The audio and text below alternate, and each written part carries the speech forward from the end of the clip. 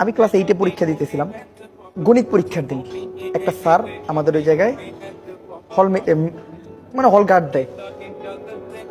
তো আমি যেহেতু নকল করি না, ওই দিনকে একটা অঙ্ক আমি পারি না। ওই স্যার আমার কাছে এসে বলতেছে, কি তুমি লিখতেছো না কেন? স্যার এই অঙ্কটা তো আমি পারি না, এটা আমি দিব না। স্যারই আমার বললো কি যে এইভাবে এইভাবে লেখো। উনি আমার হেল্প করলো, যাক উনি আমার হেল্প করলো। আর স্যারটা হলো হুজুর মানুষ, মনে ওনারা দেখে আমার এতই ভালো লাগছে, মানে বলার মনে ধরে গেছে। তো আমি ওই স্কুলে যে খোঁজ নিলাম যে এই স্যারটাকে, বললো যে এই স্যারটা তো এই স্কুলের না, অন্য স্কুল থেকে এই স্কুলে গার্ড দিতে আসছে। আমি আর ওই স্যারটারে খুঁজে পেলাম না, অনেকদিন খুঁজলাম।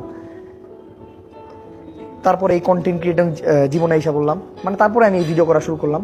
3-4 বছর কেটে গেল। হঠাৎ একদিন আমার ফোনে একজনের ফোন আসা শুরু করে যে, ওমর ভাই আমি আপনার লগে দেখা করতে চাই। ওমর ভাই আমার খুব ভালো লাগে আপনার, মানে আপনার আমার খুব ভালো লাগে, ওমর ভাই প্লিজ একবার দেখা করুন। দেন আমি মানে ব্যস্ত থাকি, যার জন্য আমি মানে ডেট দিতেই থাকি যে না আজকে পারতেছি না, আজকে ব্যস্ত, কালকে পরশু। এখন করতে করতে এতই উনি আমার বিরক্ত করা শুরু করলো, আমি এক টাইমে বিরক্ত হয়ে আমার টিম মেম্বার দিয়ে ফোন ধরানো শুরু করলাম।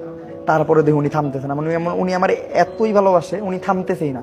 তো একটা টাইমে আমি ওনার বললাম যে আমি এই দিনকে আপনার সাথে যাই দেখা করবো। যেদিনকে আমি ওনার সাথে দেখা করতে গেলাম, আমি শকড। আমার ওই স্যারটা, আচ্ছা। মানে একটা হুজুর মানুষ, উনি যখন আমার সামনে দাঁড়ায় আছে, আমি মনে হয় আকাশ থেকে বললাম, আমি জাস্ট ওনার বললাম একটা সালাম দিয়ে, স্যার ভালো আছেন? উনি বললো যে ভাই আমি সেই মানুষ, আপনার এত ডিস্টার্ব করি ফোন দিয়ে। আমি জাস্ট মানে অবাক। আমার জীবন সার্থক ওই জায়গায়, যে আমি কন্টেন্ট বানাইয়া, যে মানে আমার একটা শখ ছিল যে ওনার সাথে জীবনে যাতে আমার আরেকবার দেখা হয়, বাট উনি আমার ফোন দিয়ে আমার দেখার জন্য পাগল হয়ে গেছে।